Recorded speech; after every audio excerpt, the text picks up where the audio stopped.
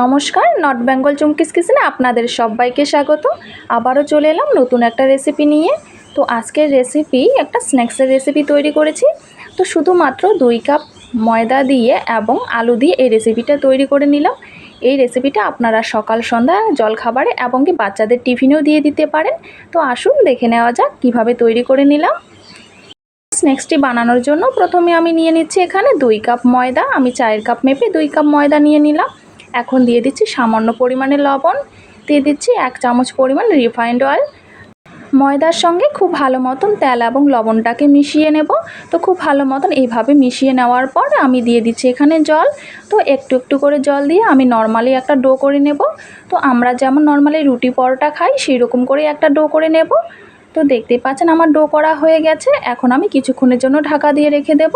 তো যতক্ষণে ঢাকা দিয়ে রেখে দিচ্ছি ততক্ষণে আমি আলুর পুরটা তৈরি করে নেব। তাই আমি প্রথমে কড়াই বসিয়ে দিয়েছি। কড়াইয়ের মধ্যে দিয়ে দিচ্ছি সর্ষের তেল, দিয়ে দিচ্ছি এখানে পেঁয়াজ বাটা, দিয়ে দিচ্ছি আদা রসুন বাটা 1 চামচ, দিয়ে দিচ্ছি এখানে আমি লবণ স্বাদ মতন হলুদের গুঁড়া, দিয়ে দিচ্ছি আমি এখানে 1/2 চামচেরও কম লঙ্কার গুঁড়া, এখানে দিয়ে দিলাম আমি 1/2 চামচেরও কমও জিরার গুঁড়া। এখন সমস্ত মশলাগুলিকে খুব ভালো মতন আমি প্রথমে তেলের সঙ্গে হালকা মতন ভেজে নেব। ভেজে নেওয়া হয়ে গেলে আগে থেকে সিদ্ধ করে রেখেছি 2টো বড় সাইজের আলুকে সিদ্ধ করে আমি ম্যাশ করে নিয়েছিলাম আলুগুলিকে। তো খুব ভালো মতন মশলার সঙ্গে মিশিয়ে নিচ্ছি। তো 2 থেকে 3 মিনিটের মতো মশলার সঙ্গে আলুগুলিকে ভালো মতন মিশিয়ে নিয়ে রান্না করে নিয়ে আমি নামিয়ে নেব।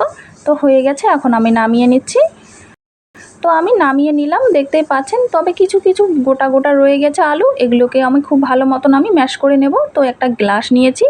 তো আপনাদের যদি কোনো হ্যান্ড ব্লেন্ডার থাকে সে দিয়েও আপনারা ম্যাশ করে নিতে পারেন আগে থেকেই। তো এখন আমি গ্লাস দিয়ে খুব ভালো মতন এইভাবে ম্যাশ করে নিলাম। দেখতেই পাচ্ছেন অনেকটাই সফট হয়েছে, গুটি গুটি কিন্তু নেই এখন। তো এমন করে আমি খুব ভালো মতন করে ম্যাশ করে নিলাম আলুগুলিকে, একদম মোলায়েম করে নিয়েছি। দেখতেই পাচ্ছেন কেমন মোলায়েম হয়েছে। তো এরকম মূল্যায়ন করে নিতে হবে। তো এখন আমি রেখে দিচ্ছি সাইডে। প্রায় 7 থেকে 8 মিনিটের মতো আমি ডোটাকে রেস্টে রেখেছিলাম। এখন আমি খুব ভালো মতন আবার একটু ডলে নেব খুব ভালো মতন। তো আবার একটু খুব ভালো মতন ডলে নেওয়ার পর দেখতেই পাচ্ছেন আবারও গোল করে নিলাম। এখন আমি বেলে নেব। তো রুটির বেলনায় আমি খুব ভালো মতন গোল করে বেলে নিচ্ছি। একটা বড় সাইজের রুটি বেলে নেব। তো খুব বেশি পাতলাও না, খুব বেশি মোটাও না, আমরা যেমন নর্মালি রুটি খাই সেই শেপের আমি বেলে নেব বড় করে। তবে বড় করে রুটিটা বেলতে হবে।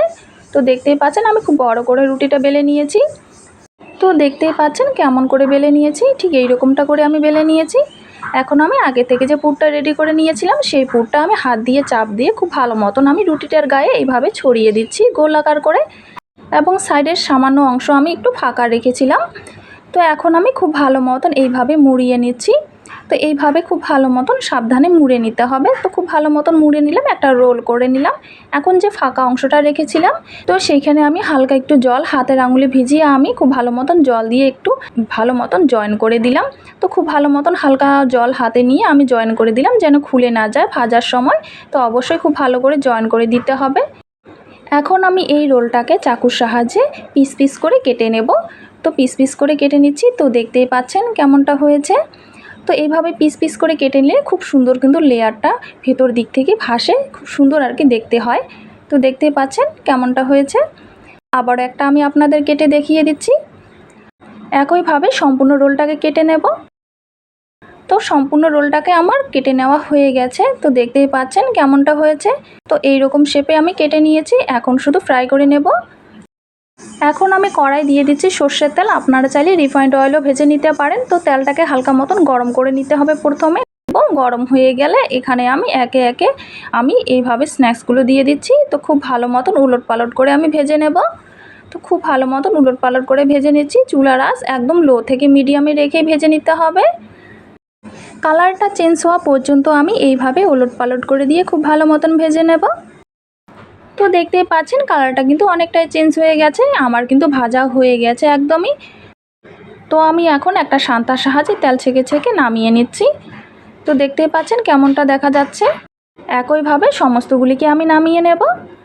তো আমার একদমই তৈরি সকাল বিকাল জলখাবারের জন্য একটা নতুন ধরনের রেসিপি। তবে আপনারা চাইলে এই রেসিপিটা বানিয়ে কিন্তু টিফিনেও দিতে পারেন বাচ্চাদের। তো দেখতেই পাচ্ছেন কেমনটা হয়েছে, ভীষণ স্বাদের এই রেসিপিটা। আপনারা চাইলে কিন্তু সস দিয়েও পরিবেশন করতে পারেন এবং কি সকাল বিকাল চায়ের সঙ্গেও পরিবেশন করতে পারেন। তো আজকের মতো ভিডিওটা এই পর্যন্তই। রেসিপিটা যদি দেখে আপনাদের ভালো লেগে থাকে তাহলে অবশ্যই লাইক কমেন্ট শেয়ার করবেন এবং আমার চ্যানেলে নতুন দর্শক হয়ে থাকলে অবশ্যই চ্যানেলটা সাবস্ক্রাইব করে রাখবেন নতুন নতুন রেসিপি দেখার জন্য। আজকের মতো ভিডিওটা এই পর্যন্তই। আসবো পরবর্তীতে অন্য একটা রেসিপি নিয়ে। সুস্থ থাকবেন, ভালো থাকবেন, আর সম্পূর্ণ ভিডিওটা দেখার জন্য আপনাদের জানাই অনেক অনেক ধন্যবাদ।